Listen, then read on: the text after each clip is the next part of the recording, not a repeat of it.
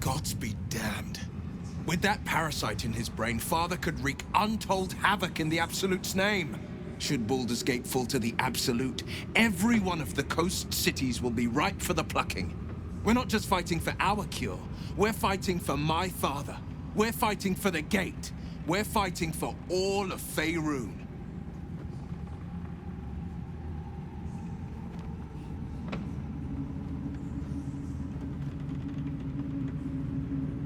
Worm's Rock Fortress. All travelers to Baldur's Gate flow through it. It serves as headquarters for the Flaming Fist, and their commander, my father. The Absolute's army's on the march. Gods forbid a tadpole Grand Duke throw open the gates for them.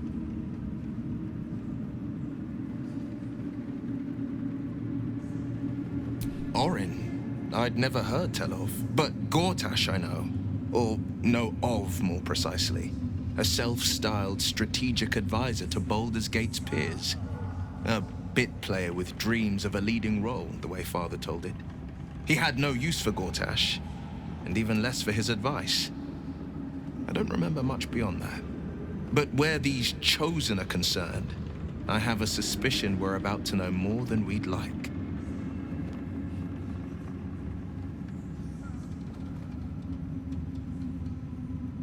Yes, but first a question. If your home were under siege, what would you sacrifice to save it?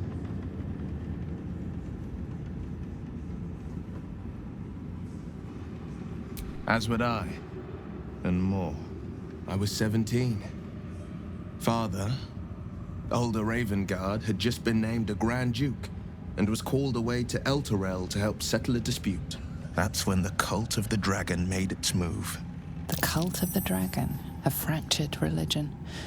Some believers hold that undead dragons will inherit the world. Others worship the dragon goddess Tiamat and intend to summon her to Faerun.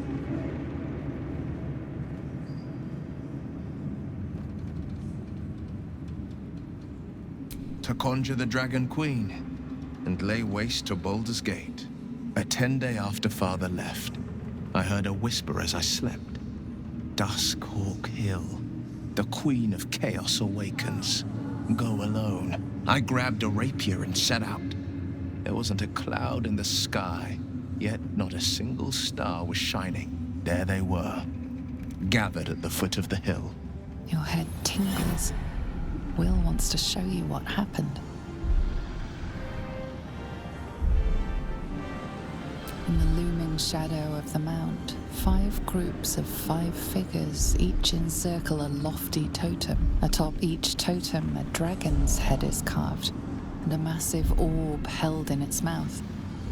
The cultists chant, first softly, then crying to the starless sky. There is a crack of thunder, a gust of wind, and a dragon's white head appears in the storm. The first of Tiamat's 5 heads. As the maelstrom howls, Mizora's lips press to your ear. She will destroy Baldur's Gate. Grant me your soul, and I will give you the power to save it, she whispers.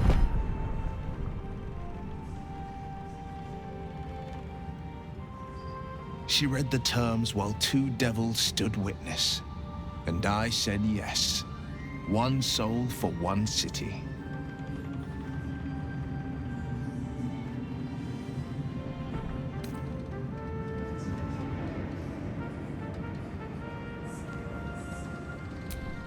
I don't know that it was brave. I just know that it was right. The moment I agreed, I burned with the fires of Avernus and oozed the rot of Dis.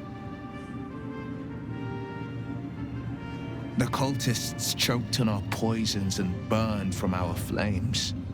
And when we were done, all that remained were 5 greyed orbs atop a pile of ash. My soul was bound, and my lips were sealed.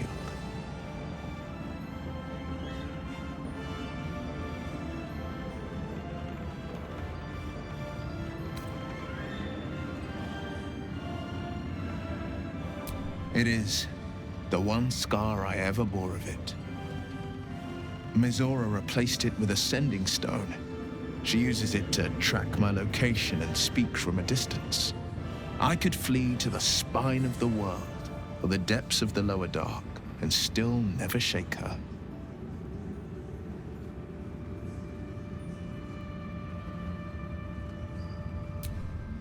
She didn't. She came on order of her mistress, Zariel. Tiamat made a play for power. Zariel had other plans. That was the most Mazora's ever said. All that mattered was that she got her prize. Another pet added to her warlock menagerie.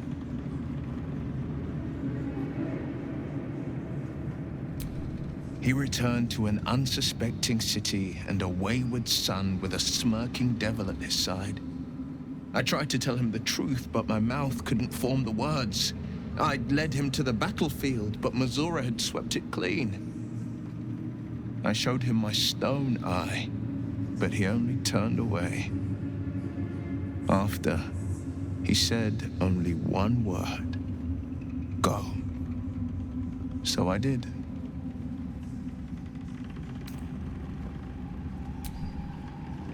To the horizon.